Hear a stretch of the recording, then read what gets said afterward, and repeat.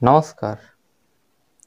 আজকে যে বিষয় নিয়ে কথা বলবো সেটি হলো, জনৈক ব্যক্তি প্রশ্ন করেছেন যে দ্বারকানাথ ঠাকুর এবং রামমোহন রায়ের সঙ্গে রাসমণির স্বামী, রানী রাসমণির স্বামী রাজচন্দ্র দাসের কি পরিচয় ছিল বা কি সম্পর্ক ছিল, সেইটা বার করতে হবে, সেটা বলতে হবে। আজ সেটা নিয়ে বলবো।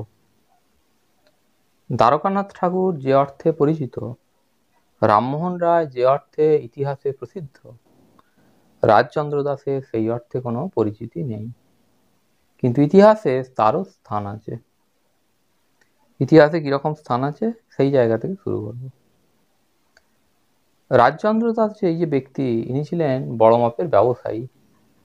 ব্যবসায়ী মানে তখনকার কলকাতায় বা সেকালের কলকাতায় ইনি ছিলেন কোটিপতি ব্যক্তি।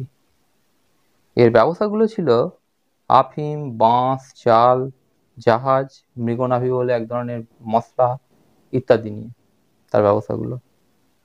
পিতৃপুরুষের কাছ থেকে পাওয়া ব্যবসা হচ্ছে বাঁশের ব্যবসা। এইগুলো তার ব্যবসা ছিল। এই ব্যবসা থেকে তিনি প্রচুর টাকা করেন এবং এই প্রচুর টাকা হওয়া থেকেই আসে তার সামাজিক প্রতিপত্তির ব্যাপার। সেকালের কলকাতায় যে মাইস্য সমাজ, সেই মাইস্য সমাজে তিনি ছিলেন একজন প্রধান ব্যক্তি, অগ্রগণ্য ব্যক্তি। এবার আসি রাজচন্দ্র দাসের জন্ম কখন এবং বাকিদের সঙ্গে তার এটায়। রাজচন্দ্র দাসের জন্ম হচ্ছে 1789 সালে। রামমোহন রায়ের জন্ম হচ্ছে 1772 সালে। দ্বারকানাথের জন্ম হচ্ছে 1794 সালে। অর্থাৎ ব্যক্তিরা প্রত্যেকেই সমসাময়িক ব্যক্তি। মৃত্যুগুলো অদ্ভুতভাবে সব কাছাকাছির মধ্যে। রাজচন্দ্র মারা যান 1836-37 সালে, রামমোহন রায় মারা যান 1833 সালে, আর দ্বারকানাথ মারা যান 1846 সালে। অর্থাৎ মৃত্যুগুলো কাছাকাছির মধ্যে, এবং এদের তিনজনেরই বাড়ি হচ্ছে কলকাতায়। রাজচন্দ্র দাস বাস করতেন বা বাড়ি তার ছিল কলকাতার জানবাজারে। এই যে দ্বারকানাথ ঠাকুর, এর বাড়ি হচ্ছে কলকাতার জোড়াসাঁকোয়। আর রামমোহন রায়ের বাড়ি গ্রামে হলেও পরে তিনি কলকাতার মানিকতলায় বাড়ি করেন। কলকাতার মানিকতলায় ছিল রামমোহন রায়ের বাড়ি। এই হচ্ছে তিনজনের সমসাময়িকতা, অর্থাৎ তিনজনই একই সময়কালের একই সময়ের ব্যক্তি। কিন্তু রামমোহন যতখানি পরিচিত ইতিহাসে, দ্বারকানাথও যতখানি পরিচিত ততখানি পরিচিত কিন্তু রাজচন্দ্র দাস নন। কিন্তু রাজচন্দ্র দাসের সঙ্গে ইতিহাসের একটা সম্পর্ক আছে, ইতিহাসের একটা যোগ আছে। তিনি রানী রাসমণির স্বামী। রানী রাসমণি, যিনি সেকালে কলকাতা সহ বৃহৎ হিন্দু সমাজের কাছে একজন বেশ মহিয়সী মহিলা বলে পরিচিত ছিলেন, যার ধর্মকর্মে মন ছিল এবং অনেকগুলো মন্দির মঠ তিনি তৈরি করে দিয়েছিলেন ইত্যাদিভাবে তার পরিচিতি আছে। তার স্বামী রাজচন্দ্র দাস। এখন রাজচন্দ্র দাসের এই বিজনেসের সূত্রেই তিনি বহু টাকার মালিক হন। তার সঙ্গে দ্বারকানাথের যোগাযোগ গড়ে ওঠার মতো ব্যাপার হয়। এখন প্রশ্ন হলো, কি সম্পর্ক ছিল? সম্পর্ক কি ছিল এটা বলতে গেলে সম্পর্কের কয়েকটা দিক ভাবতে হবে। প্রাচীনকাল থেকে আমাদের দেশে বা পৃথিবীর সর্বত্র ভালো সম্পর্ক বলতে প্রধান যে সম্পর্কের কথা বলা হয় সেটা হলো আত্মীয়তার সম্পর্ক বা বৈবাহিক সম্পর্ক। এর সঙ্গেই থাকে রক্তের সম্পর্ক। এগুলো মোটামুটি একই রকমের। এই সম্পর্কটা হচ্ছে সব থেকে ভালো সম্পর্ক। এরপরে আসে কাজের সম্পর্ক, আর শেষে হচ্ছে সাধারণ সম্পর্ক। এই যে ব্যক্তি রাজচন্দ্র দাস, তিনি ছিলেন জাতিতে মাইশ্য। সেকালে সবর্ণে বিয়ে হতো। সবর্ণে অর্থাৎ মাইশ্যর মধ্যে, কায়স্থর মধ্যে, বামুনের মধ্যে, এইভাবে বিয়েগুলো হতো।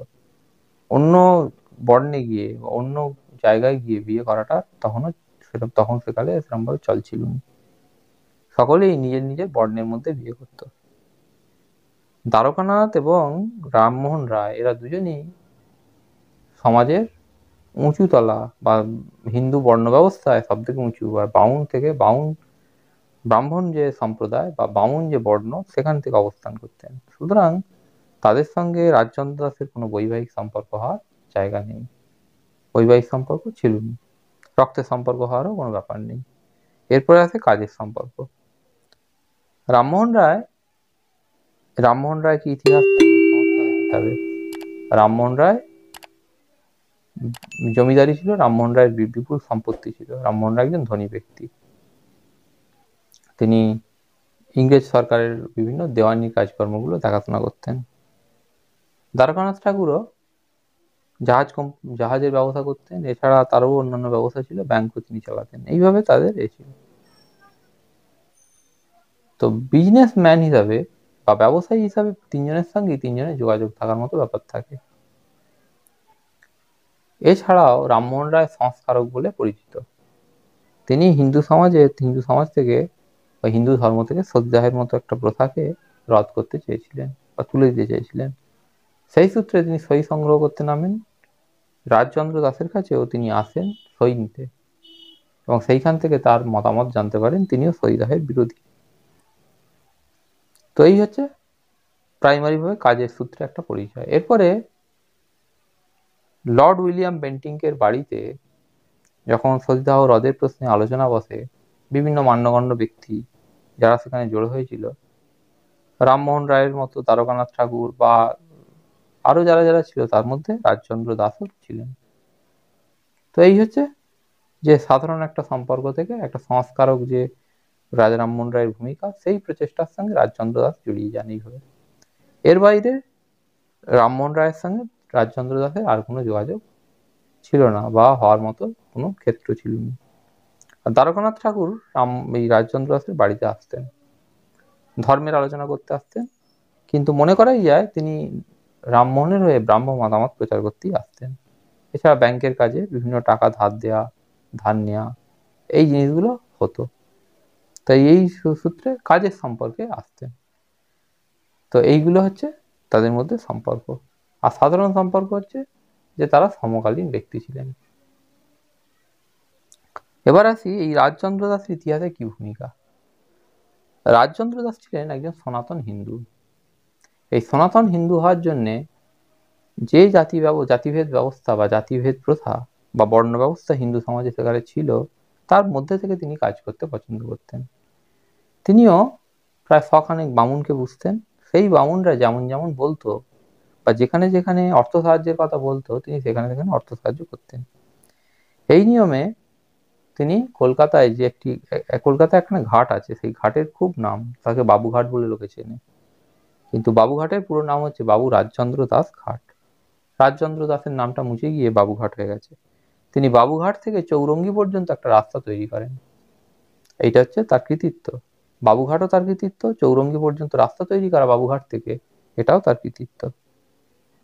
এছাড়া 1834 সালে স্ট্যান্ড রোডের ধারে, আজকে যেটা স্ট্যান্ড রোড, এই স্ট্যান্ড রোডের ধারে সেকালে যারা মৃত্যুপথ যাত্রী, অন্তর্জলি যাত্রায় যারা যাচ্ছে, তাদের জন্য তিনি একটা বাড়ি করে দেন। আজকে সেই বাড়ি ভগ্নস্তূপে পরিণত হয়েছিল। অন্তর্জলি যাত্রা আপনি উঠে গেছে সমাজ থেকে, হিন্দু সমাজ থেকে। তো এইগুলো তিনি করেন। এছাড়া কিছু কিছু প্রেসিডেন্সি কলেজ যখন তৈরি হয়, তার যে ছাত্র, সেই কিছু ছাত্রকে তিনি তার বাড়িতে রেখে পড়ানোর ব্যবস্থা করেন। প্রেসিডেন্সি কলেজ তার খরচ বহন করেন। তো এইগুলো তিনি করেন জনকল্যাণ। এছাড়া তিনি অকাতরে মানুষকে অর্থ সাহায্য করতেন। তো এই হচ্ছে তার কৃতিত্ব। রাজা রামমোহন রায়ের সঙ্গে যেমন সাহেবদের পরিচয় ছিল, দ্বারকানাথের সঙ্গে যেমন সাহেবদের ওঠা বসা ছিল, তেমনি রাজচন্দ্র দাসের সঙ্গেও সাহেবদের ওঠা বসা ছিল। তার সঙ্গে লর্ড উইলিয়াম বেন্টিঙ্কের পরিচয় ছিল। তিনি যাওয়ার আগে, এই লর্ড উইলিয়াম বেন্টিঙ্ক দেশ ছাড়ার আগে, রাজচন্দ্র দাসকে রায় খেতাব বা রায় উপাধি দিয়ে যান। তার সঙ্গে মেটকাফের পরিচয় ছিল, যাকে ভারতীয় সংবাদপত্রের মুক্তিদাতা বলা হয়। তার সঙ্গে লর্ড অকল্যান্ডের পরিচয় ছিল। অকল্যান্ড তার বাড়িতেও এসেছিলেন। এইগুলো ছিল। তার সঙ্গে ইংরেজদের যে সম্পর্ক, জন বের বলে একজন সাহেবের সঙ্গে তার বন্ধুত্ব হয়েছিল। তিনি তাকে একটি ঘড়ি পর্যন্ত উপহার দিয়েছিলেন। এইগুলো বলা হয় বলে এগুলো সত্যি, এগুলো হয়েছিল। তো এই হচ্ছে রাজচন্দ্র দাসের সঙ্গে রামমোহন রায় এবং দ্বারকানাথের কি সম্পর্ক। এই পর্যন্ত। ধন্যবাদ।